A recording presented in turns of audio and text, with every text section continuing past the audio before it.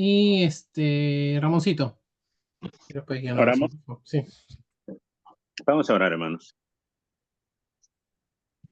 Señor, una vez más te damos gracias, Padre, en este tiempo. Gracias porque podemos estar reunidos, conversar de cosas, Señor, que enfrentamos en este tiempo, el clima, las enfermedades, las dolencias, el malestar que tenemos, Dios, y en una forma muy especial el hermano Edmundo, ya en una cama del hospital, Dios.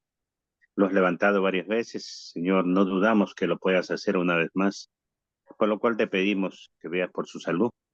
Pero Señor, como tú lo hiciste en su momento al decir, pasa de mí esta copa, Dios, y que se haga tu voluntad. Te pedimos por el hermano, por su salud, porque queremos y lo estimamos que un buen hermano, Señor, que hasta los últimos tiempos siempre se congregaba y con su ejemplo enseñaba a muchas personas. Y ahora ya está malito, Dios, de repente cumpliendo el tiempo de vida que tú has dado para él. Sabemos que tenemos un sitio ya ganado, Dios, con tu sangre y tu cuerpo, Dios, entregado a muerte. Sabemos que tenemos salvación y vida eterna. Señor, te pedimos por él, te pedimos por su familia, la paz y tranquilidad para el entorno, que de repente no conocen de tu palabra, Dios, pero que sea este el motivo para que entiendan el propósito de tuyo en este mundo y que ellos aprendan o entiendan de que su padre, el hermano del mundo, tiene sitio en el paraíso, Dios, conforme a lo aprendido y a lo que nos han enseñado, Dios. Gracias te damos por todo, Dios. Gracias por este tiempo de poder compartir un poco más de tu palabra para estar preparados y fortalecidos ante cualquier circunstancia también, Dios, que no dudamos vamos a tener que enfrentar, Dios, porque tenemos un tiempo solos. Gracias te damos, Padre. Gracias por la presencia de los hermanos y los que puedan añadirse también, Dios. Bendice a cada uno de ellos. Gracias te damos en el nombre de Jesús. Amén. Amén.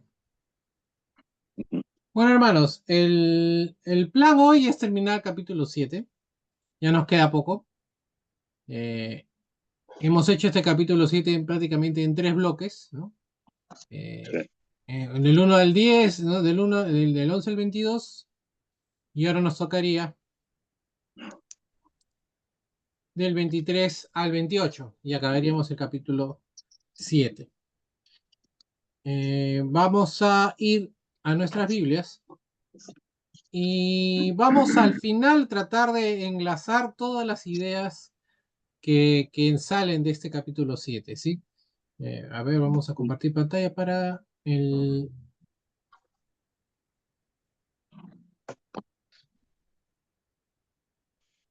A ver si se ve. Ahí está.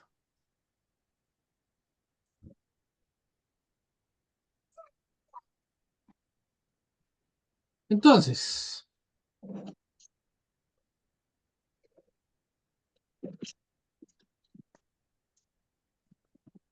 tenemos en Reina Valera Contemporánea, Hebreos capítulo 7, 23 a 28, lo siguiente. Ahora bien, los otros sacerdotes fueron muchos porque la muerte les impedía continuar. Pero Jesús tiene un sacerdocio inmutable porque permanece para siempre. Por eso también puede salvar para siempre a los que por medio de él se acercan a Dios, ya que vive siempre para interceder por ellos. Jesús es el sumo sacerdote que necesitábamos tener, santo, inocente, sin mancha, apartado de los pecadores y exaltado por encima de los cielos. No es como los otros sumos sacerdotes que diariamente tienen que ofrecer sacrificios primero por sus propios pecados y luego por los del pueblo. Jesús hizo esto una sola vez y para siempre, cuando se ofreció a sí mismo. La ley nombra sumos sacerdotes a hombres débiles, pero el juramento, que es posterior a la ley, nombra sumo sacerdote al Hijo, quien ha sido hecho perfecto para siempre. El mismo texto en Reina Valera del 60 dice, y los otros sacerdotes llegaron a ser muchos, debido a que por la muerte no podían continuar. Mas este, por cuanto permanece para siempre, tiene un sacerdocio inmutable. por lo cual puede también salvar perpetuamente a los que por él se acercan a Dios, viviendo siempre para interceder por ellos. Porque tal sumo sacerdote nos convenía, santo, inocente, sin mancha, apartado de los pecadores y hecho más sublime que los cielos, que no tiene necesidad cada día, como aquellos sumos sacerdotes, de ofrecer primero sacrificios por sus propios pecados y luego por los del pueblo, porque esto lo hizo una vez para siempre, ofreciéndose a sí mismo. Porque la ley constituye sumos sacerdotes a débiles hombres, pero la palabra del juramento posterior a la ley, al Hijo, hecho perfecto para siempre. NBI dice lo siguiente: ahora bien, como a aquellos sacerdotes la muerte les impedía seguir ejerciendo sus funciones, ha habido muchos de ellos, pero como Jesús permanece para siempre, su sacerdocio es imperecedero. Por eso también puede salvar por completo a los que por medio de él se acercan a Dios, ya que vive siempre para interceder por ellos. Nos convenía tener un sumo sacerdote así, santo, irreprochable, puro, apartado de los pecadores y exaltado sobre los cielos. A diferencia de los otros sumos sacerdotes, él no tiene que ofrecer sacrificios día a día, primero por sus propios pecados y luego por los del pueblo, porque él ofreció el sacrificio, él se ofreció sacrificio una sola vez y para siempre cuando se ofreció a sí mismo. De hecho, la ley designa como sumos sacerdotes a hombres débiles, pero el juramento posterior a la ley designa al Hijo, quien ha sido hecho perfecto para siempre. Por último, la Biblia de las Américas dice, los sacerdotes anteriores eran más numerosos porque la muerte les impedía continuar, pero él conserva su sacerdocio inmutable puesto que permanece para siempre. Por lo cual él también es poderoso para salvar para siempre a los que por medio de él se acercan a Dios, puesto que vive perpetuamente para interceder por ellos. Porque convenía que tuviéramos tal sumo sacerdote, santo, inocente, inmaculado, apartado de los pecadores y exaltado más allá de los cielos, que no necesita, como aquellos sumos sacerdotes, ofrecer sacrificios diariamente, primero por sus propios pecados y después por los pecados del pueblo, porque esto lo hizo una vez para siempre cuando se ofreció a sí mismo. Porque la ley designa como sumos sacerdotes a hombres débiles, pero la palabra del juramento que vino después de la ley designa al Hijo, hecho perfecto para siempre. Dejamos de compartir y vamos a hablar un poquito de lo que acabamos de leer, ¿no? Entonces, los versículos 23 y 24 hablan de un sacerdote, ¿no? O de los sacerdotes, ¿no? Los sacerdotes estaban sirviendo en el templo para cuando se escribió Hebreos, antes de la caída de Jerusalén en el año 70 después de Cristo. O sea, todavía existían sacerdotes, ¿no? Acuérdense ustedes que cuando que los romanos destruyeron el templo, ¿no? Pero esto, al parecer, todavía no había pasado.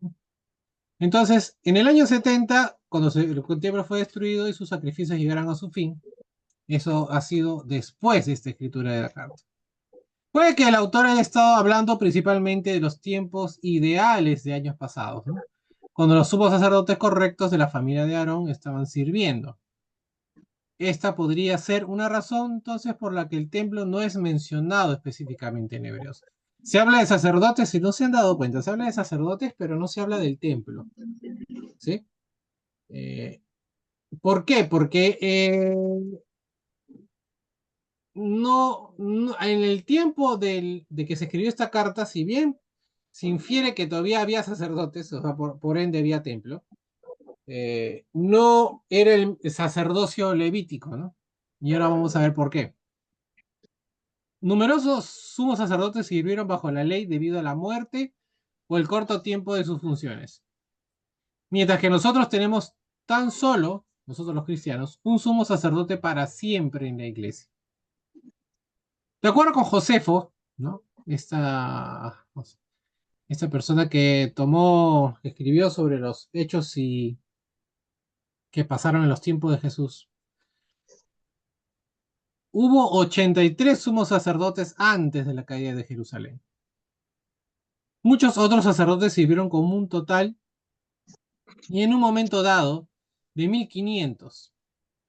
El registro de cada sacerdote concluye con la frase y murió, ¿no? Moisés tomó a Aarón y al hijo de este Eleazar a la cima del monte Hor. Despojó a Aarón de sus vestiduras y se las dio a su hijo. Y Aarón entonces murió en el monte. Así sucedió entonces una y otra vez, con el Ujú. pasar de sumos sacerdotes anteriores y la sucesión de sacerdocio. La naturaleza perdurable del sumo sacerdocio superior de Cristo se evidencia en las palabras permanece para siempre, ¿no? Su periodo como sacerdote nunca termina entonces. La profecía entonces del Salmo 110, versículo 4 fue repetida en Hebreos 7:21 donde dice, tú eres sacerdote para siempre. Ningún sacerdote judío podía ser un sacerdote para siempre, ¿no? Ya, eso ya lo podemos lógicamente darnos cuenta. Sin embargo, Cristo lo es, pues fue levantado de los muertos para no volver a morir, ¿no? El versículo 16 del capítulo 7, por eso digo que tengamos siempre, necesitemos nuestra Biblia en la mano y veamos eh, todo el capítulo 7, ¿sí? Vamos a hacer un poco así de recuento de lo que hemos visto antes. Ujú. El versículo 16 resalta las diferencias entre los dos sacerdocios, ¿no? Uno es terrenal, ¿no? O de una ley meramente humana, y el segundo es según el poder de una vida indestructible, ¿no? El versículo 23 pone su atención en otro contraste, a saber, los muchos frente a uno, ¿no? Cristo sigue teniendo el poder que ejerció en la tierra al sanar y realizar otros milagros, pese a que la era de los milagros terminó una vez que el Evangelio fue confirmado. Si bien el escuchar acerca de los milagros de Cristo realizados durante el inicio de su ministerio debió haber fortalecido la fe de los cristianos primitivos, y por ende también nosotros cuando leemos de las señales y prodigios de Jesús en los evangelios nos fortalece nuestra fe. Puede que esto no haya sido suficiente para los primeros cristianos. Tal vez se estaban preguntando, ¿qué ha hecho entonces Cristo por nosotros desde entonces? ¿No? Necesitaban entender que su obra presente de intercesión, porque ya entonces ya cambió la misión, ¿no? Su labor, su obra ahora, ¿no? La obra de Jesús hoy, ¿no?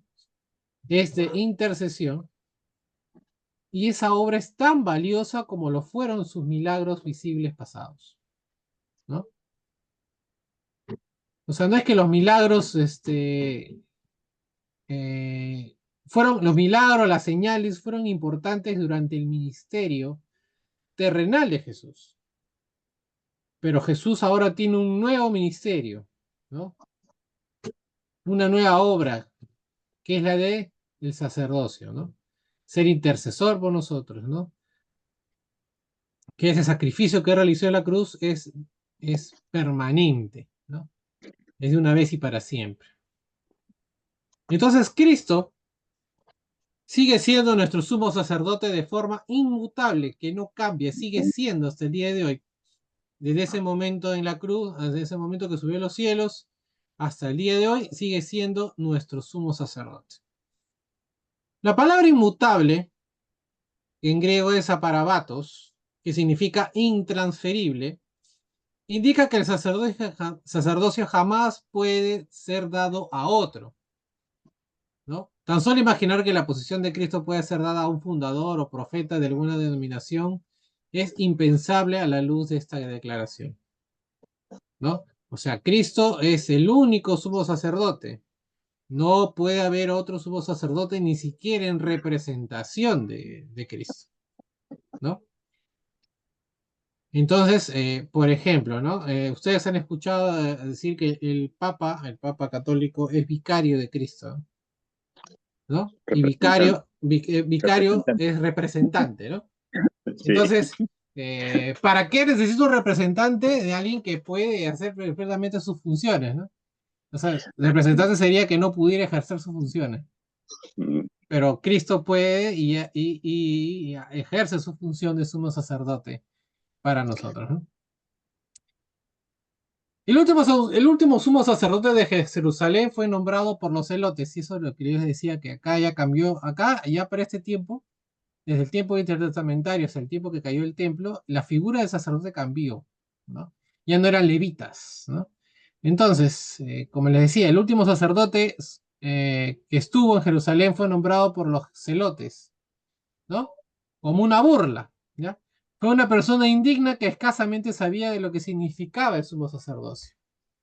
La ineptitud de este sumo sacerdote contrastaba fuertemente con la habilidad de Cristo actual para salvar perpetuamente, ¿no? Su muerte no restringía su sumo sacerdocio en vista de que a poco tiempo después fue levantado de los muertos a fin de vivir para siempre. En Romanos 6:9 nosotros leemos que la muerte ya no tiene poder sobre él, ¿no? Sobre Cristo, ¿no? Entonces Jesucristo tiene un sumo sacerdocio de forma permanente y nadie lo puede suplantar, ¿no? En el versículo 25 leemos que Jesucristo es un sacerdote para siempre. Entonces Cristo puede salvar en parte porque vive para siempre como nuestro sumo sacerdote. Sus pasadas demostraciones de poder dejaron de ser visibles, sin embargo, lo que ahora hace es una demostración de poder sin límite en el tiempo y en la eternidad, ¿no? Necesitamos un Salvador que puede, es decir, que tiene poder. Cristo tiene el poder necesario para salvarnos de la muerte eterna. Por medio de su sacrificio en el Calvario puede salvar al obediente del castigo por el pecado, ¿no? Tal como hemos visto nosotros en el capítulo 5, ¿no? De Hebreos, ¿no? Versículos sobre todo 8 y 9. La palabra salvar, ¿no? Está en tiempo presente, si ustedes se percatan, en el versículo 25, ¿no? En otras palabras, continúa salvando, ¿no? ¿No? Si la palabra la encontramos en presente, quiere decir que es- fue una realidad en el siglo I para los lectores de los primeros lectores de esta carta de Hebreos, y lo es también para nosotros en el siglo XXI, ¿no? Sigue entonces salvando.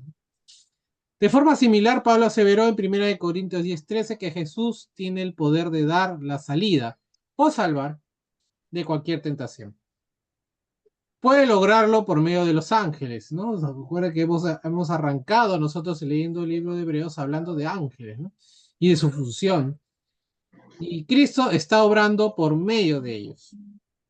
Mediante la permanencia de su vida y la naturaleza de su sumo sacerdocio, continúa salvando del poder del pecado a los que se mantienen fieles a él, ¿no? ¿No? Acordémonos siempre esa condicionante. Cristo murió por todos, sí, ¿no? ¿Eres salvo en la sangre de Cristo? Sí, pero hay una condición, ¿no? La fidelidad, ¿no? Los cristianos aún necesitan que se salven, ¿no? Nosotros aún, ¿no? Habiendo aceptado a Cristo, necesitamos ser salvados. Cristo puede presentarnos ante el Padre de una forma que anteriormente era impensable, ¿no? Puede entonces guardaros sin caída y presentaros sin mancha, como dice en Judas 24, delante de su gloria con gran alegría. Eso es la intercesión, es el abogado que se menciona en las cartas de Juan, ¿no? ¿No? Si pecaste, ¿no? Abogado tenemos en el Señor Jesucristo, ¿no? Entonces, esa labor intercesora de guardarnos de las caídas y presentarnos sin mancha delante de la gloria del Señor. Su intercesión por nosotros entonces constituye una fuente constante de ayuda. Cristo entonces no deja la labor a medio camino, sino que continúa en tanto que tengamos la necesidad de su poder salvador. Es por esta razón que intercede por nosotros. Su labor intercesora fue enfatizada por Pablo, eh, sobre todo en el capítulo 8 de Romanos, y entonces necesitamos de este sumo sacerdote porque como él dijo, nadie, ¿no? Nadie viene al Padre si no es por mí, como leemos, por ejemplo, en Juan 14:6, ¿no? O sea, nadie puede llegar a Dios si no es por Cristo, ¿no? La declaración en cuanto a que Cristo es nuestro intercesor constituye una de las declaraciones más grandes, entonces, de las Escrituras, ¿no? Ciertamente los cristianos se pueden gloriar de tener un socio tal cual, como tal que procura nuestras necesidades del cielo. Esta labor fue anunciada, ¿no? Ya fue anunciada en Isaías 53:12, ¿no? A los que se acercan a Dios en Cristo les espera increíblemente grandes bendiciones. Los sacerdotes levíticos no habrían pensado en la posibilidad de que esto sucediera por medio de sus funciones, ¿no? Eh, y ya habíamos explicado la semana pasada qué es lo que sucedía con el sacerdocio levítico, ¿no? No sé, sí, habría que, ¿no? Reemplazaba el pecado era, si se la paga el pecado es muerte, entonces reemplazábamos con animales, ¿no? Ese sacrificio expiatorio por nuestros pecados, pero en realidad, como ya hemos hablado, la ley lo que hacía era poner en evidencia nuestro pecado, pero no hacía que nuestra vida se transformara, ¿no? Entonces, sacerdocio levítico, ¿eres pecador? Sí, pero casi siempre la ley fallaba en el sentido de que no transformaba tu vida, ¿no? Mm, Hay un reposo para el cansado, dice Mateo 11:28-30, y existe la, la confianza de tener el camino abierto a Dios, el Padre, eh, mediante Cristo. Entonces, no, pero hay que tener en cuenta lo siguiente también, no se ha provisto entonces de otro camino. El único camino que tenemos es este, ¿no? La palabra interceder eh, no se encuentra en ninguna otra parte de esta carta. Sin embargo, Pablo la usa con respecto a la intercesión del Espíritu y de Cristo, ¿no? En Romanos 8, 26, versículos 26 y 34, usa esta palabra interceder con respecto al Espíritu y Cristo. Lo que Cristo continuamente haga por nosotros, lo que hizo por los apóstoles en Juan 17, 6 al 26, por ejemplo, ¿no? Lo anterior de de alguna forma diferente a lo que el Espíritu hace cuando convierte nuestros gemidos en decirles un mensaje divino pidiendo ayuda, asegurándonos así que Dios responderá, ¿no? ¿No? Esa es nuestra oración, nuestra desesperación, en los momentos de angustia, de dolor, ¿no? Dios responde en nuestras oraciones. Podría ser similar a lo que el sumo sacerdote antiguo testamentario hacía al ofrecer sacrificios por los adoradores que venían para que el castigo por sus pecados fuera pospuesto, ¿no? Al añadirle su propia intercesión a los sacrificios de ellos, ¿no? Tanto Pablo como el autor de Hebreos vincularon la labor intercesora de Cristo con Salmo 110. Isaías 53:12 también parece ser un fundamento para ese concepto, identificando a Cristo como el que intercede por los transgresores. Versículos 26 y 27 leemos, es un sacerdote por encima de todo. Entonces nos convenía, ¿no? A nosotros nos convenía que se nos diera un sumo sacerdote como el que requerían en las circunstancias, ¿no? Por ejemplo, ¿no? Uno que fuera libre de pecado, ¿no? Tenía que ser santo, que quiere decir con las características de Dios, ¿no? Piadoso, devoto, religioso en todos sus tratos con Dios. La palabra siempre describe al hombre que fiel y meticulosamente cumple con su deber ante Dios. El sacerdote del Antiguo Testamento había de ser santo en vista de que solamente personas como las tales podían entrar al templo, ¿no?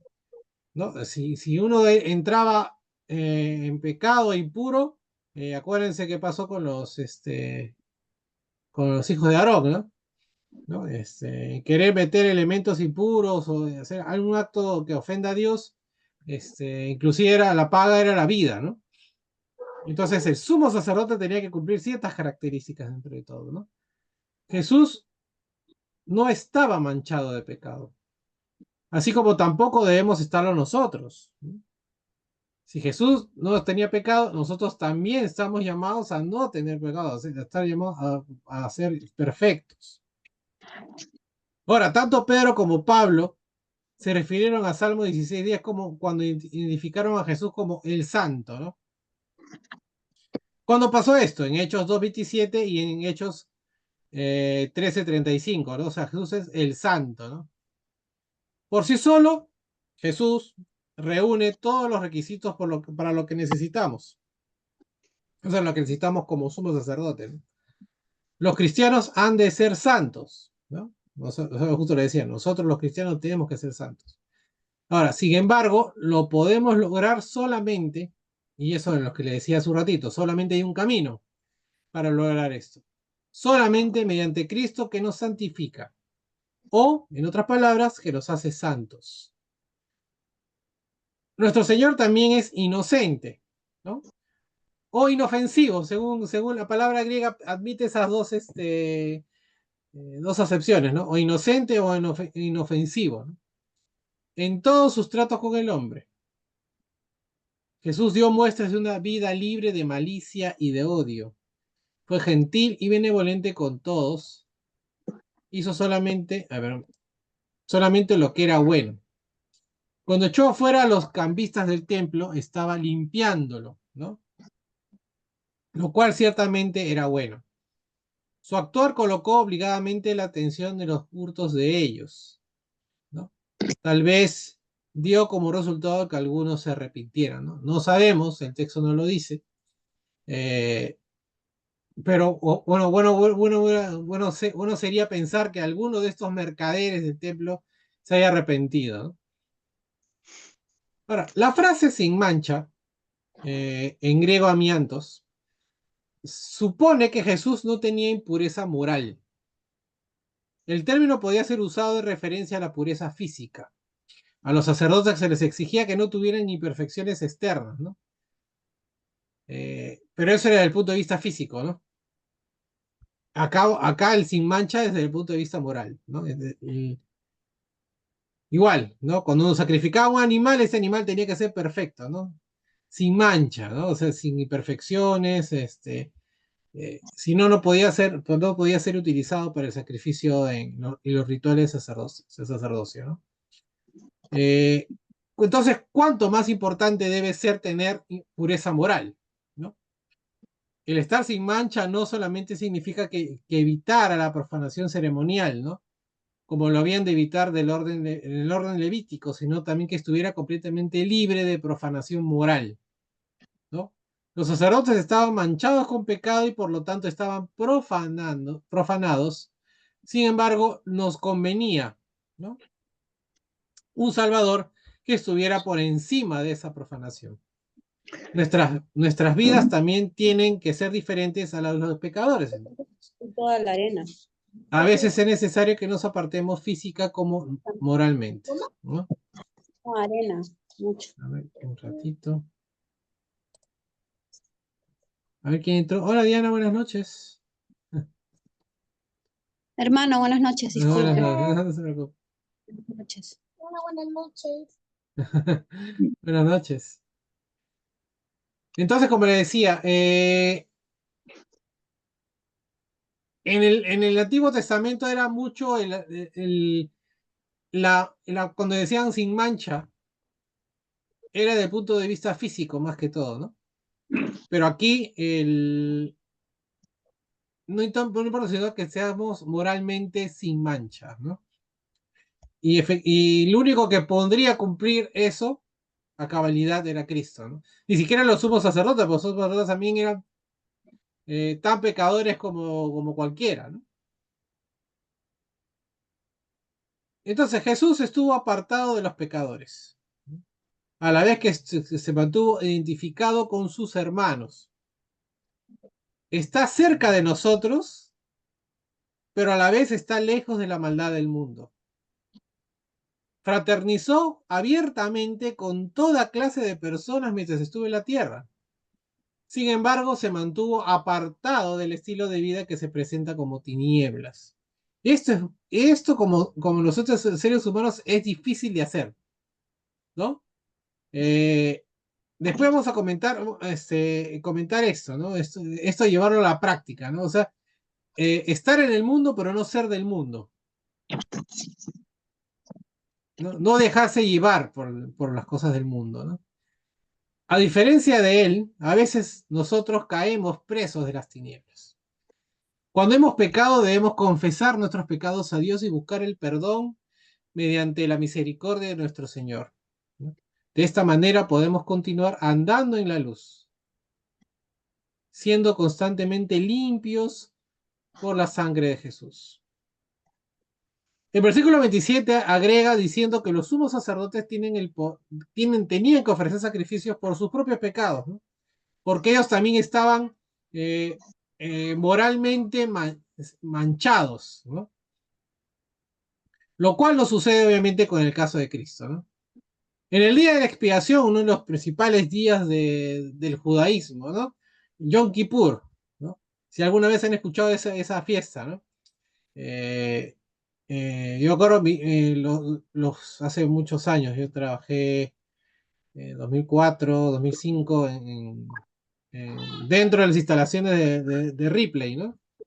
Y los dueños de Ripley son judíos, no sé si algunos sabía, ¿no? El único día que cerraba Ripley era Yom Kippur, Yom Kippur, porque ellos tenían que hacer su celebración o sea, su celebración de Yom Kippur, ¿no? Honrar Yom Kippur, ¿no? Entonces, en el día de la expiración, el sumo sacerdote oraría esto, ¿no? Lo que le voy a decir, esto lo pueden, no, si ustedes son curiosos, eso está en la Mishnah Yomá, ¿no? Entonces, en todos los textos sagrados fuera de lo que son eh, la ley y los profetas, ¿no? Que dice, hay una oración que dice lo siguiente, dice, oh Dios, he cometido iniquidad, transgredido y pecado delante de ti, yo y mi casa. Oh Dios, perdona las iniquidades, transgresiones y pecados que he cometido, transgredido y pecado delante de ti, yo y mi casa, como está escrito en la ley de tu siervo Moisés, ¿no? Eso es lo que dice el sacerdote, ¿no? O sea, el sacerdote tenía que pedir por él, ¿no? Porque también era un pecador. Evidentemente, Jesús nunca dijo algo así ni dirá algo así porque él, ¿no? Jesús no tiene pecado, ¿no? Cristo es en efecto nuestro Cordero sin mancha y sin contaminación, como diría Pedro. Nuestra redención por medio de Él es tan sublime y maravillosa que nosotros también nos volvemos intachables de pecado. Él está apartado de los pecadores porque es sin pecado. Está, por lo tanto, por encima de todo ser humano y hecho más sublime que los cielos, como dice el versículo 26. Es más sublime que los moradores del cielo, es decir, los ángeles. Esto es por su naturaleza. Así en vista de de que las cosas están sujetas a Él, ¿no? Todas las cosas están sujetas a Cristo. Su exaltación incluye su resurrección, ascensión y glorificación.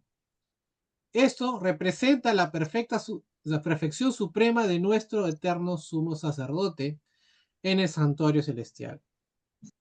Entonces, Él reina con Dios en los cielos y por lo tanto, obviamente, es más alto que los cielos. Su posición está ahora, hoy, ¿no? En estos momentos, por encima de las limitaciones de nuestra percepción. Esto es, lo creemos por fe y no lo percibimos mediante la observación ni la experiencia física en esta vida. Tendemos a pensar que el sumo sacerdote se veía solamente en el día de la expiación, ¿no? ¿No? O fiestas, ¿no? Sin embargo, otro cronista, otro escritor, Filón de Alejandría, si ustedes se acordarán, dijo que el sumo sacerdote ofrecía oraciones y sacrificios todos los días a favor de toda la nación. O sea, su trabajo era constante, el sumo sacerdote. El ministerio de Jesús como sacrificio nuestro no exige que se repitiera, ¿no? Se decía que era una sola vez, ¿no? Apax, ¿no? En griego, y una vez para siempre, ¿no? Efapax, ¿no? En griego. Las anteriores son palabras claves en hebreo, ¿no? O sea, tanto una sola vez y una vez para siempre. O sea, hapax y efapax son palabras claves en esta carta, ¿no? La idea de un sacrificio continuo de parte de Cristo totalmente quebranta y se opone al Nuevo Testamento, ¿no? El sumo sacerdote del Antiguo Testamento hacía sacrificios, como ya les decía, como decía Filón, hacía repetidamente, incluso por sus propios pecados, ¿no? Sin embargo, la ofrenda de Cristo fue una vez para siempre. La idea de que alguien muera por los demás ya era aceptada por los judíos, ¿no? Esta idea de ser mártir, ¿no? Ya era una idea aceptada por los judíos en vista de los mártires en los días de los macabeos. ¿Quiénes fueron los macabeos? Los que ofrecieron su vida confiando en que serían recibidos como expiación a favor de sus conciudadanos israelitas, ¿no? Jesús entonces se ofreció a sí mismo, lo cual constituía otra diferencia clave entre él y los sacerdotes ordinarios provenientes de Leví.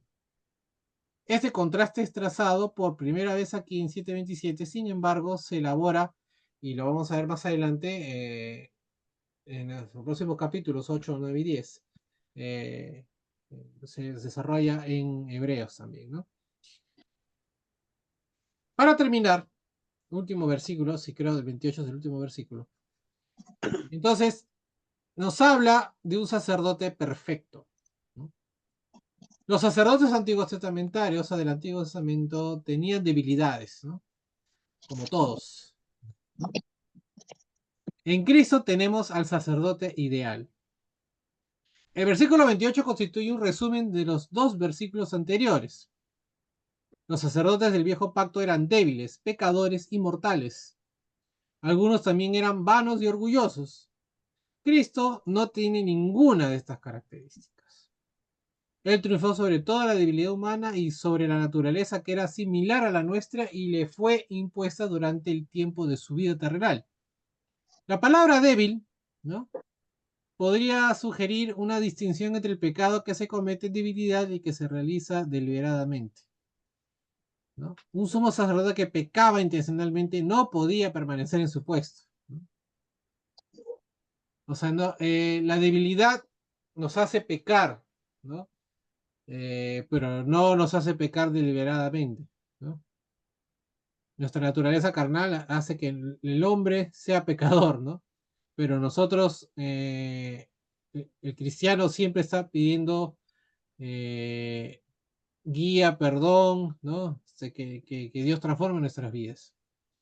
Y eso es la interpretación que podemos dar en ciertos casos a la palabra debilidad, ¿no? Pero nosotros no podemos decir soy débil cuando cometí un pecado o cometo pecado de manera deliberada, ¿no? A propósito, ¿no? En este pasaje se combinan las ideas de dos profecías clave, el Salmo 2.7 y el 110.4. Pues Cristo es nuestra persona perfecta. Escrito mucho tiempo después, perdón, de que se diera la ley de Moisés, ¿no? Este Salmo 110.4, 110 se escribió mucho tiempo después de la ley de Moisés, ¿no? Y el 110.4 dice lo siguiente: el Señor lo ha prometido, ¿no? Y no va a cambiar de parecer. Tú eres sacerdote para siempre según el orden de Melquisedec. Esta oración declara categóricamente que el viejo sistema sería reemplazado. Aquí se sugiere claramente que la ley y el sacerdocio eran inseparables y que ambos quedaban atrás. Eso es lo que hemos visto también la semana pasada, ¿no? Si la ley cambia, por ende el sacerdocio cambia, ¿no? Porque uno se estructura del otro, ¿no? No puede funcionar un sistema con el bien. O sea, no podemos continuar pretender cambiar un sistema tomando un mismo armazón, ¿no? Tomando una misma estructura. Entonces, si cambia el sacerdocio, cambia la ley, ¿no? El juramento, este juramento, entonces es posterior a la ley y no era parte de la ley en un sentido estricto, ¿no? Por lo tanto, el juramento de Dios mencionado en Salmos 110, versículo 4, ayudó a preparar el camino para el nuevo pacto de Cristo. La cronología misma alude a la incompetencia del sacerdocio instituido bajo la dirección de Moisés en proveer lo que anunciaba, ¿no? ¿Dios qué quería? ¿Qué era el plan de Dios? Que nosotros fuéramos salvos, ¿no? Pero bajo la ley eso era imposible, ¿no? Entonces falló la ley, no en el sentido de que de no haber sido guía de Israel, no, en ese sentido no falló, sino falló en el sentido de que no provee salvación, ¿no? Ese era el principal error de la ley de Moisés. Ahora, los últimos 3 versículos del capítulo 7 dan un resumen de los principales puntos de la carta hasta ahora, ¿no? ¿Qué son? El sacerdocio durante la ley fue reemplazado por un sumo sacerdote perfecto, hijo de Dios, que nunca será reemplazado. Parte del argumento del capítulo 7 puede parecernos extraño. Sin embargo, recuerden que el autor estaba escribiendo a hebreos que creían, ¿no? Eso siempre, y creo que la 20ª vez que se lo digo, pero siempre es importante tenerlo en cuenta, ¿no? Cuando leamos una carta de la Biblia, ¿no? Un libro de la Biblia, cualquiera que fuese, tenemos que tener siempre en cuenta primero a quién fue dirigido en primer lugar, ¿no? Entonces, así podemos entender y razonar mejor lo que estamos leyendo, ¿no? Entonces, puede que el contenido, como les digo, puede resultar un poco extraño lo que está hablando la carta de Hebreos, pero acuérdense ustedes que va dirigida justamente a hebreos, ¿no? Judíos, o sea, judíos que han sido judíos que se han convertido al cristianismo, que tienen dudas, ¿no? Y que creían que el sacerdocio de Aarón iba a ser para siempre, ¿no? Entonces, requería, en cierto caso, requería valor, ¿no? Valentía, escribir tal mensaje a hebreos, a judíos devotos, ¿no? ¿No? Entonces, no, lo que tu sacerdocio de sacerdocio que tú conocías de Aarón no era para siempre. Y no era para siempre, ¿por qué? Porque los sacerdotes morían, estos sacerdotes tenían fallas, ¿no? No de repente desde el punto de vista físico, porque la ley decía que tenía que ser perfecto, tener enfermedades, cicatrices, manchas, no ser cojos, ¿no? Nada, sino ¿no? Desde el punto de vista moral, ¿no? Y desde el punto de vista moral, todos los seres humanos somos pecadores, ¿no? Y es por eso que ellos ofrecían sacrificios por ellos mismos y por los demás en segundo lugar, ¿no? Bueno, hermanos, quiero hacer con ustedes, a ver, algunas ideas que se desprenden de este capítulo 7 de manera de resumen y vamos a hablar un poco de lo que, de manera de resumen de todo el capítulo 7, lo que hemos podido entender. Hay unos puntos que quiero analizar, ¿no? Y a ver qué ustedes me dicen, ¿no? Entonces, hemos visto que Cristo, en primer lugar, punto 1, Cristo fue llamado por Dios según el orden de Melquisedec, ¿no? Cristo. ¿No? Punto 2, un juramento divino colocó a Cristo en el puesto, ¿no? Punto 3, su sumo sacerdocio es permanente, ¿no? 4, la labor de este sumo sacerdote, o sea, Cristo, es altamente eficaz. Punto 5, sus atributos personales le permitieron servir siempre con nuestro sumo sacerdote. Punto 6, sirve en el santuario celestial, no en uno terrenal. Y punto 7, participó en la dispensación de nuestro nuevo pacto, el cual ofrece un perdón total para que no se nos tome en cuenta nuestros pecados. Estos dos puntos últimos, que es el que sirve en un santuario celestial y participó de la dispensación de un nuevo pacto, ¿no? Van a ser analizados más adelante en el capítulo 8, pero sí creo que sí se tocan de manera superficial en este capítulo 7, ¿no? Ahora, ¿qué podemos decir? O sea, y ahora quiero escucharlos ustedes, ¿no? ¿Qué idea nos ha quedado de todo el capítulo 7, ¿no? Para cerrar este capítulo como debe ser. A ver si han quedado. Algo quedó, dice, ¿no? De estas 3 semanas que hemos visto el capítulo 7 de Hebreos. Y tomo agüita.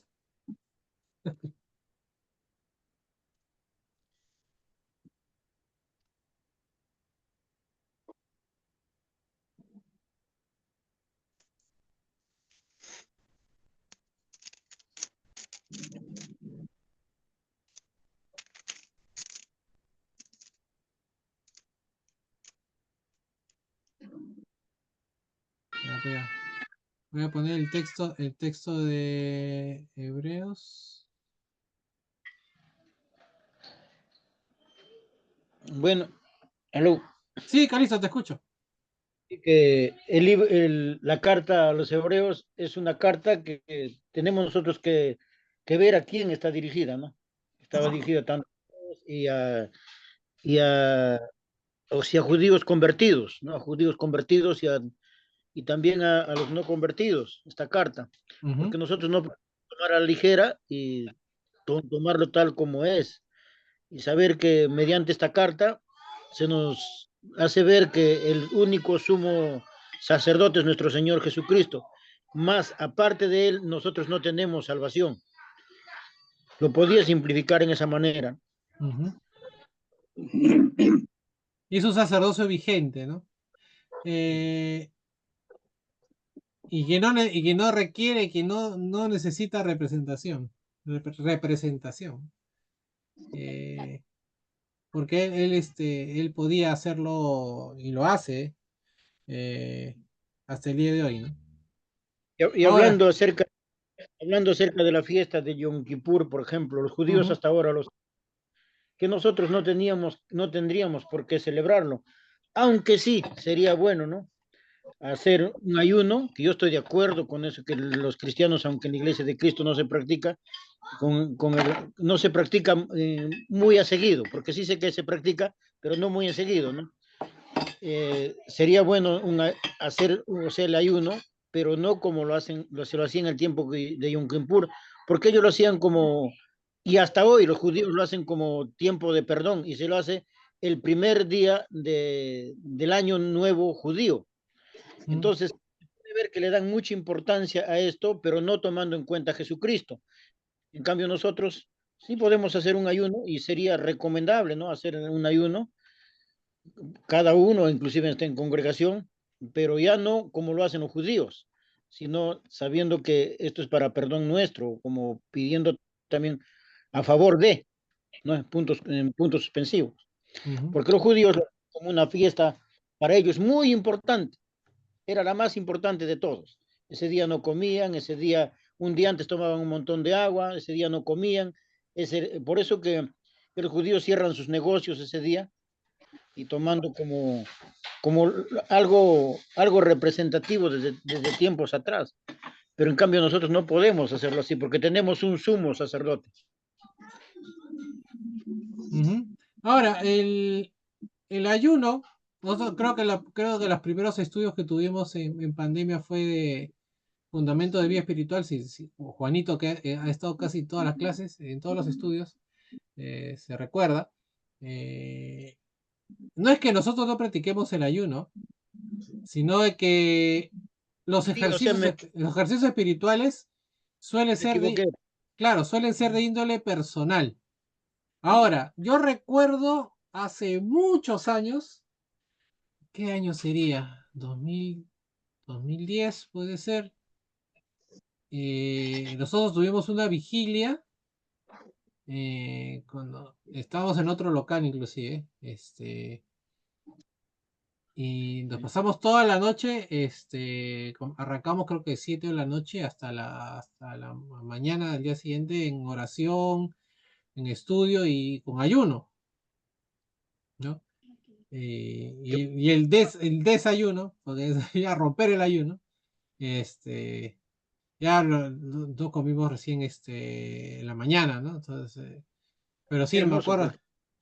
Sí, sí, Sí, fue una buena experiencia, pero cuál fue el tema? De ahí repetimos en Salamanca, creo, alguna vez, un ayuno propone, almuerzo, cena, ¿no? O sea, no todo el día, porque ya había personas mayores en la iglesia, entonces no, ya ponerlos a dejarlo de comer, ayunos prolongados, iba a ser más complicado.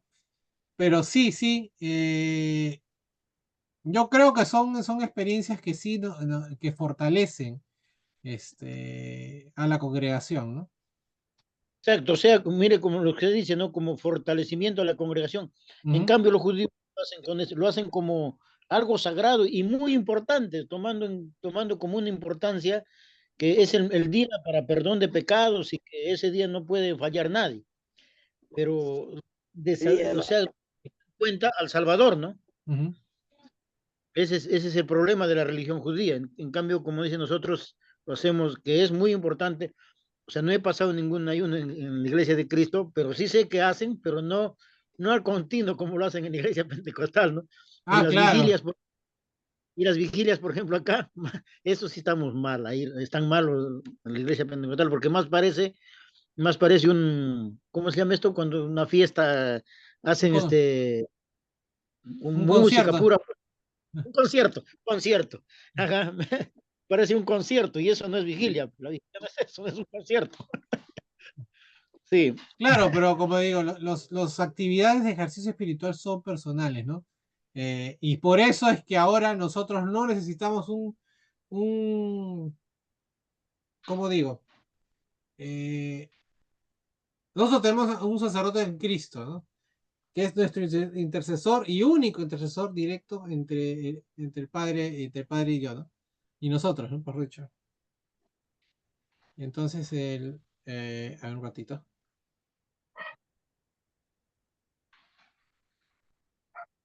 Hermano, una consulta. Buenas Sí. noches a todos. Hay varios textos de la Biblia que Ujú, mencionan, bueno, Jesús mismo mencionó de que situaciones como personas que necesitaban sanidad, algunos otros endemoniados, los mismos apóstoles, en el libro de Hechos, em, tuvieron que en un momento guardar hacer ayuno por encomendarse a obras misioneras y ujú. todo eso. Entonces, sí es importante el ayuno. Yo Sí, estoy de acuerdo con lo pero mencionado por el otro hermano.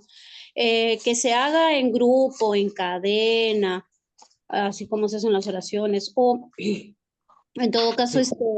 sí es necesario que se practique, porque a veces nos dicen, no, claro, si quieres ayunar, hazlo, puedes hacerlo, pero por ejemplo, si es para un propósito bueno, sí se pueden unir entre una o dos personas. Yo pienso que lo que no es sano, porque yo lo he visto, cuando, por ejemplo, me asignaron apoyar a la iglesia de Coyique, habían casos, ¿no? De familiares, de hermanos que habían ayunado como un mes, 2 meses y estuvieron hospitalizados. Esos casos ya Ujú, son extremos.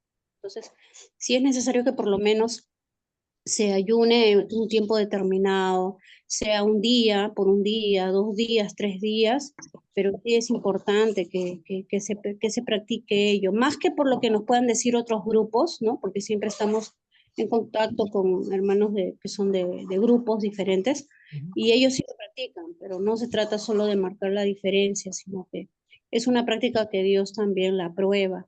Eso es lo que quería Ujú. nada. Claro, claro, lo que no terminé de decir, justo me estaba sonando el teléfono, por eso que acordé. El, con el ayuno, la oración, eh, que no debe caer, ¿no? Que son importantes sí para nuestra vida espiritual, ¿no? Y en ciertos momentos también para nuestra vida congregacional. votar Eh, en cuanto usted dijo, ¿no? Hay que ver a quién estaba dirigido aquella carta, ¿no? ujú, Por ejemplo, en cuestión de cuando se habla ahí, ¿no? Jesús le dice, es bueno, esto no sale si no es con ayuno y oración. ¿A quién estaba dirigido? Tampoco era para todos. Caso que en las iglesias nominacionales cualquiera lo hace, ¿no? Y eso no tampoco está bien, porque como se dice en hebreo, ¿a quién está dirigido la carta? Y la carta estaba dirigida a los apóstoles, se lo estaba dirigiendo a los apóstoles, ¿no? Esto sale con ayuno y oración. Y no podemos tomar toda cosa también a la ligera. Y claro, los ayunos, yo veo que sí es muy importante, ayuda bastante, porque yo tengo experiencia acerca de eso, ¿no? Ujú, y me ha ayudado bastante. Como... claro, pero es como el ejercicio, ¿no? Si tú no estás acostumbrado a ayunar, ¿no?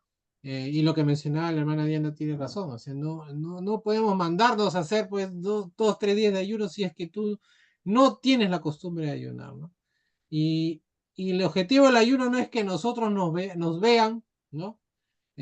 Como los judíos en su tiempo, ¿no? Hacían los rituales, ¿no? Se iba a acercarle y como la fiesta y hacían de repente los rituales para que lo vean, ¿no? O sea, el sentido de un ayuno es para algo espiritual, ¿no? Como cualquier Me acordé, actividad, de cualquier actividad espiritual, ¿no? No voy a ir, ay, hermano, estoy débil, no he ayunado, ¿no? me acordé de Y, algo, hermano. Aquí varios hermanitos ayunan para conseguir novia. ¿Verdad? no, sí te creo, porque es un tema recurrente en los grupos cristianos, ¿no? De que son bueno, para no desviarnos tanto del ayuno, ¿no? Entonces, pero vamos al punto de vista ritual, ¿no? Nosotros tenemos acceso directo al Padre mediante Jesucristo, ¿no? Nuestro sumo sacerdote, ¿no? No necesitamos, ¿no? Ya no necesitamos como antes, ¿no? Del judaísmo de cacería de hoy, pues, ¿no? Sacrifica animales, cacería de hoy, pues, se pone en una situación más ritualista que espiritual, ¿no? Porque a veces, y ojalá no capase con nosotros, ¿no? De hacer las cosas de manera ritual, de manera mecánica, ritual, y no que nazca de un corazón que quiere acercarse a Dios, ¿no? Entonces, lo que buscamos nosotros, entonces, al tener a Jesucristo como sacerdote en todos los sentidos, o sea, él mismo se entregó como sacrificio expiatorio, él intercede por nosotros, ¿no? Entonces, ¿no? Es abogado ante el Padre por nuestras debilidades, ¿no? Entonces, y es la única vía para llegar al cielo, ¿no? La única vía para llegar a la presencia del Padre, ¿no? Entonces, no como el sacerdote del Antiguo Testamento, ¿no? Que era un hombre que moría, ¿no? Como nosotros, que era pecador como nosotros.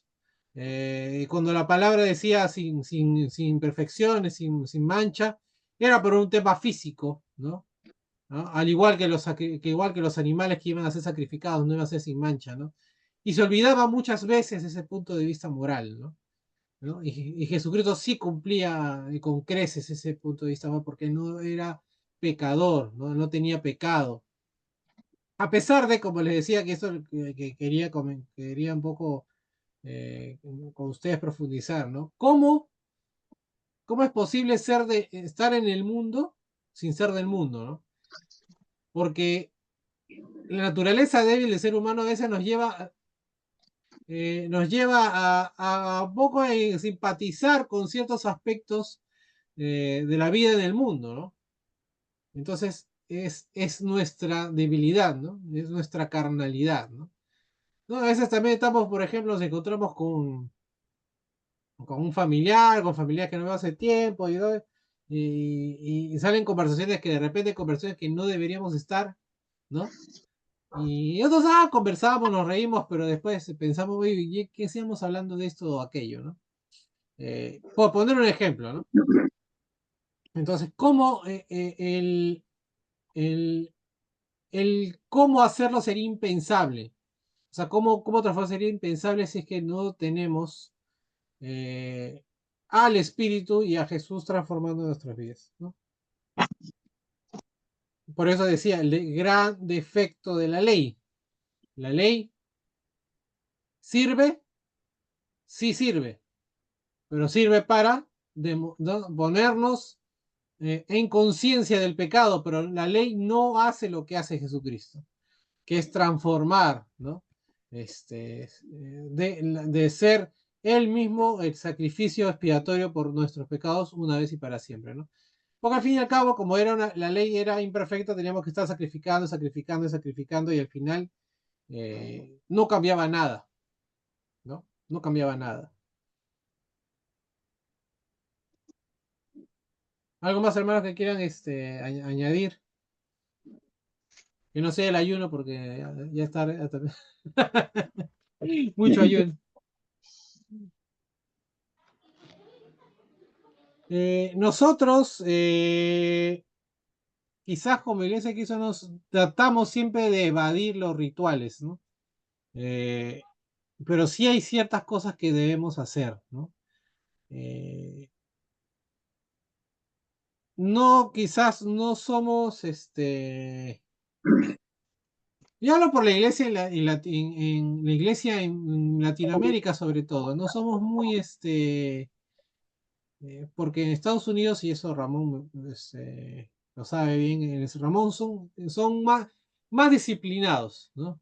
En el sentido que se toma más en serio que un cristiano tiene obligaciones con, con Dios y con la iglesia, ¿no? Sí, Entonces, y es por eso que las grandes obras misioneras salen de países como Estados Unidos y no salen de Perú, porque eh, nosotros no tenemos quizás ese sentido de, por no sé qué será, pues por cultura, por cosas así, o por nuestra misma situación de sudamericano, latinos en un país en vías de desarrollo.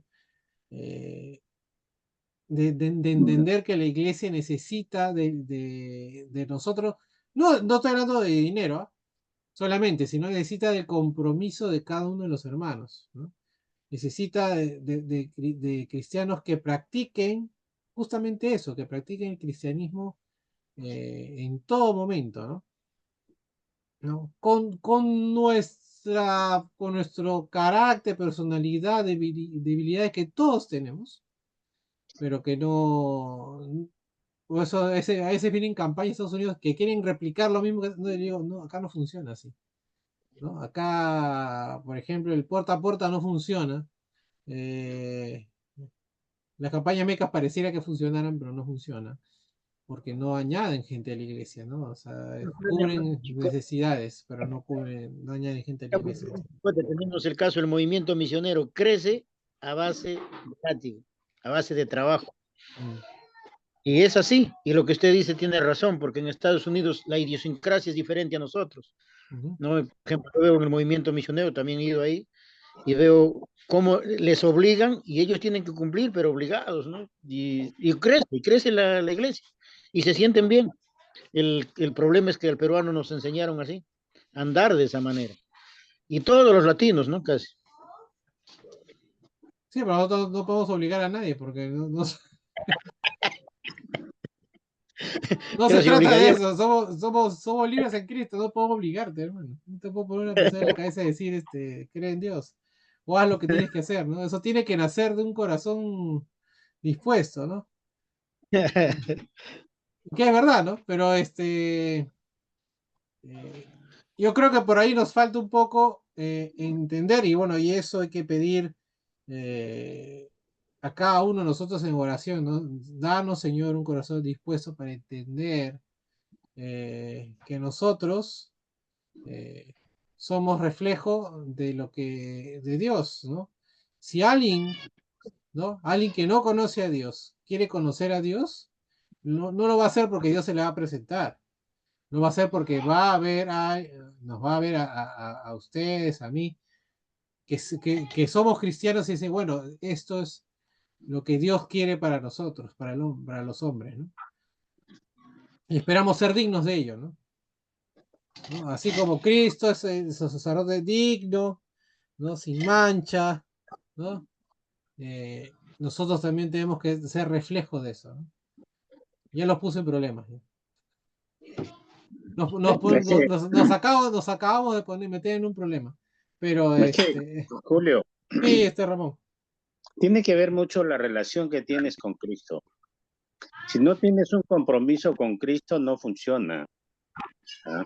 Porque el hecho de ir a la iglesia el domingo ya es rutina prácticamente, ¿no? Porque sabemos que tenemos que congregarnos, los apóstoles lo hacían, aprender de su palabra, pero saliendo de la iglesia nadie te ve, nadie te escucha, si haces tu vida normal, participando en cosas del mundo, ¿no? Nadie lo sabe. Vamos a la iglesia para que nos vean, no. Si no es una relación con Cristo, ¿no?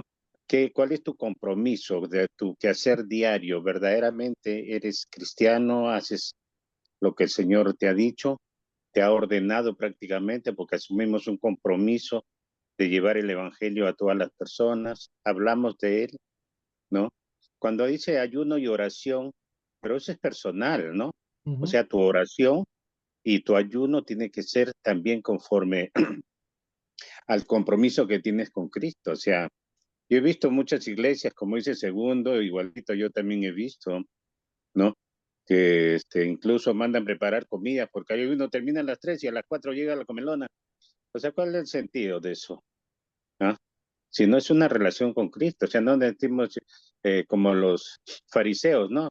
Todos salen cabizbajos, tristes, no pueden ni caminar porque ayunaron toda la noche. No es así tampoco. Si no es tu relación, tu quehacer diario, ¿no? Con el Señor, ¿no? Y reconociendo, y eso lo hemos aprendido y lo recalcamos, ¿no? El, el gran sumo sacerdote, como lo dijeron al principio en Hebreos, ¿no? Como se tomó al principio de Hebreos, es el gran sumo sacerdote, ¿no? Entonces, y el único mediador o intercedor de Dios y nosotros, Jesucristo. No tenemos a nadie ni a otro. Y es la relación con Él lo que nos va a hacer crecer y fortalecer, ¿no? De nuestra vida, con un propósito que sabemos a dónde vamos a llegar, ¿no? Yo lo veo de esa manera, ¿no? O sea, eso no quiere decir que no asumamos compromisos como congregación. Esa es parte de la organización ya, ¿no? Que se diga, vamos a hacerlo, va a ser, pero también tiene un orden, ¿no? En una forma espiritual, ¿no? O sea, no desesperarnos que va a haber de comer. O sea, vamos al ayuno porque al final van a traer comida. Claro, No, no. no Y es si no, así, y no si es no hay comida, así. no hay comida. ¿No? O sea, No, o sea, no, porque no va a haber nada al final, ¿no? No, por eso te digo, o sea, es así. En todo lo que tiene que ver en nuestra vida cotidiana, es tu relación con Cristo, espiritualmente, ¿no? Carnalmente podemos hacer, traer, cargar, llevar, pero no es tu mente y tu corazón en relación con Jesús. Sí, y lo bonito de estos estudios es expresarnos, ¿no? Así de estos pequeños grupos, en que Ajá, también estamos fallando. Por ejemplo, vino el hermano de Nicaragua y nos dio una enseñanza y no hay ninguno lo hemos puesto a pecho, ¿ah? Porque sí, lo vemos en la iglesia, a veces no llevamos una persona y si es que lo llevamos lo dejamos ir, ¿no? Porque, y esto que en la iglesia yo le digo así, en la iglesia hay mucho amor, se da mucho amor, es una iglesia donde uno puede ver la confraternidad que es fuerte, ¿no? Pero, ¿en qué estamos fallando, no? Por ejemplo, yo pienso que se nos vino ese hermano y estamos fallando en quizás de tratar de llevar a alguien y llevarlo por el camino, dirigirlo, porque a eso nos mandó Jesucristo, ¿no? como así dices, es. segundo, ahí aplicamos, dentro de la gran comisión, expresamos mucho y decimos que hay que bautizar, ¿no? Ir y predicar el evangelio bautizándolo, dice, en el nombre del Padre, el Hijo y el Espíritu Santo, ya. Pero no asumimos el último versículo, enseñándoles a guardar todo lo que yo he mandado. Quiere decir, enseñándoles a cumplir, a estudiar, a crecer, porque eso es niño y hay que alimentarlo, ¿no? Muchas veces traemos a las personas, se bautizan y después de ahí come solo, camina solo. ¿Ah? No es así, ¿no? Porque hay un compromiso de parte de cada uno de nosotros también, como congregación y como en forma personal con alguien que llevamos a la congregación o a quien alguien estamos evangelizando y no lo acompañamos en su crecimiento espiritual, ¿no? Con algunos de nosotros nos han ayudado mucho. Yo me acuerdo mucho de un hermano que luego que me bauticé, todos los sábados me decía, Ramón, nos reunimos y nos pasamos bastante tiempo estudiando la Biblia, ¿no? A eso iba yo, ¿no? O sea, ese es el compromiso que tenemos con Cristo, porque a Él le debemos todo. Así es. Bueno, Bueno, hermanos, no sé si hay algo más que quieran comentar. Si no, terminamos por hoy el estudio. Ya terminamos capítulo 7. Sería bueno que cuando tengan un tiempito en casa, cuando tengan sus estudios personales, de una repasada, capítulo 7, teniendo en cuenta los puntos que les he mencionado así rápidamente, ¿no? De la diferencia sobre todo del sacerdocio de Cristo que perdura hasta el día de hoy, para siempre, ¿no? Y el sacerdocio limitado, ¿no? Con una ley limitada que tenía en los tiempos del Antiguo Testamento, ¿no? Y ojo que digo Antiguo Testamento porque en ese tiempo que se escribió Hebreos ya no era tanto así, ¿no? Porque ya era un sumo sacerdote puesto a dedo, político, si bien no era por los círculos de Herodes, era por los círculos es más, acuérdense ustedes que el sumo sacerdote en el tiempo de Jesús era el yerno de otro, ¿no? Del otro, ¿no? Entonces era como que era una argolla ahí, ¿no? Entonces ya no era el sacerdocio levítico como era antes, ¿no? Entonces, y las bendiciones que implica eso, ¿no? El sumo sacerdote, el hecho de que Jesucristo sea nuestro sumo sacerdote. Bueno, hermanos, que tengan una buena noche. Dios mediante, nos vemos el domingo. Y estemos en oración pendiente por el mundo, porque Dios, de que ejerza su voluntad y lo que sea lo mejor para Él, ¿no?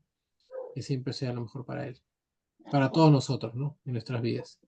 Bueno, hermanos, que tengan descansen y que tengan buena noche y Dios los bendiga. Buenas noches, salud, cuídense. Dios les bendiga, hermanos. Dios. Chao, chao, bendiciones. Nos vemos. Dios te bendiga. Chao.